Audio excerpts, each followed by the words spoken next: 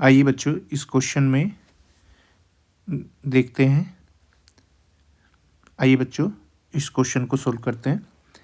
देखिए क्वेश्चन क्या है। In the figure if angle R P S is equal to 25 degree.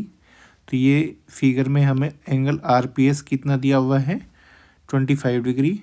Then the value of angle R O S is, हमें कौन से angle की value find करनी है, आर ओ एस की, यानी कि हमें आर ओ एस इस एंगल की वैल्यू फाइंड करनी है। ठीक है, तो देखो इस एंगल की वैल्यू क्या होगी। तो देखो इसमें क्या कंसेप्ट लगेगा। देखो हम यहाँ पर देख सकते हैं।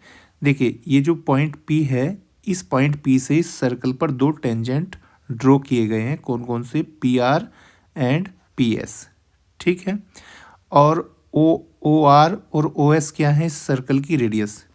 तो एक बात आपने पढ़ी होगी, रेडियस और टेंजेंट के बीच में जो एंगल होता है वो 90 डिग्री का होता है। ठीक है, तो यहाँ पर ये जो एंगल है, ये एंगल किस किस के बीच में बना हुआ है, रेडियस के और टेंजेंट के। तो ये एंगल कितने डिग्री का होगा, 90 डिग्री का। ठीक है, यहाँ पर भी ये एंगल किस किस के बीच बना हुआ है, रेडियस के और टेंजेंट के। तो ये भी एंगल कितने डिग्री का होगा, 90 डिग्री का होगा।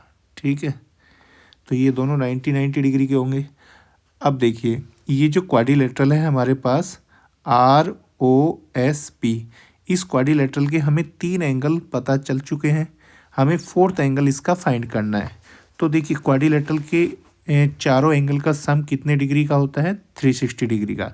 तो हम यहाँ पे क्या लिख सकते हैं, देखिए angle O plus angle R plus angle P plus angle S is equal to कितने डिग्री का होगा, 360 डिग्री का होगा।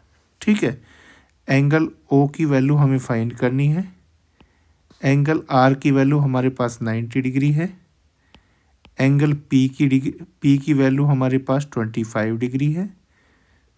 सॉरी, इसको एक मिनट देखिए, एंगल O की वैल्यू हमें फाइंड करनी है, R की वैल्यू 90 है, P की वैल्यू कितनी है, 25, और एंगल S की वैल्यू कितनी है हमारे पास, 90 degree is equal to 360 degree.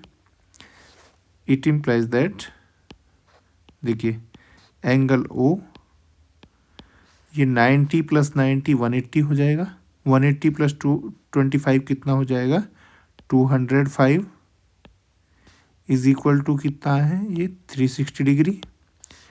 205 को राइट हैंड साइड में लेकर जाएंगे तो ये माइनस का हो जाएगा। Angle O is equal to कितना आ जाएगा, 360 माइनस 205। ठीक है, तो ये कितना आ जाएगा, ये आ जाएगा 5, और यहाँ पर बचेगा 5, और ये हो गया 1। ठीक है, तो एंगल O कितने डिग्री का आ जाएगा, 155 डिग्री का। तो एंगल O को हम क्या बोल सकते हैं, एंगल ROS भी बोल सकते हैं। तो ये जो ROS एंगल है ये कितने डिग्री का आ जाएगा, 155 डिग्री का आ जाएगा। ठीक है, तो ऑप्शन नंबर D हमारा क्या होगा, करेक्ट होगा। तो इस क्वेश्चन में आपको यही कंसेप्ट अप्लाई करना था कि जो रेडियस होती है वो क्या होती है, रेडियस परपेंडिकुलर होती है, किसकी परपेंडिकुलर होती है, टेंजेंट के। ठीक है, रेडियस परपेंडिकुलर होती है टेंजेंट के, कहाँ पर, पॉइंट ऑफ कांटेक्ट पर। ठीक है, तो ये कंसेप्ट आपको याद रखना है। ठीक है, तो जो रेडियस होती है वो टेंजेंट के परपेंडिकुलर होती है। और दूसरा पॉइंट आप ये भी याद रखिएगा, जब हम एक्सटर्नल पॉइंट से सर्कल पर टेंजेंट ड्रॉ करते हैं तो दोनों टेंजेंट की लेंथ हमेशा क्या होती है, इक्वल होती है।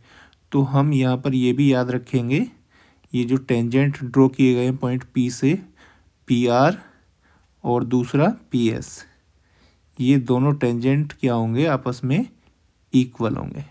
ठीक है, तो ये बात आपको याद रखनी है, ठीक है। और क्या याद रख सकते हैं आप इसमें, ये जो क्वाड्रिलेटरल बना हुआ है, क्वाड्रिलेटरल कौन सा बना हुआ है, ORPS। ये कैसा क्वाड्रिलेटरल है, ये कैसा क्वाड्रिलेटरल है, साइक्लिक क्वाड्रिलेटरल है। कैसा क्वाड्रिलेटरल है, साइक्लिक। साइक्लिक क्यों है ये, क्योंकि इसमें अपोजिट एंगल का सम 180 डिग्री है, ठीक है।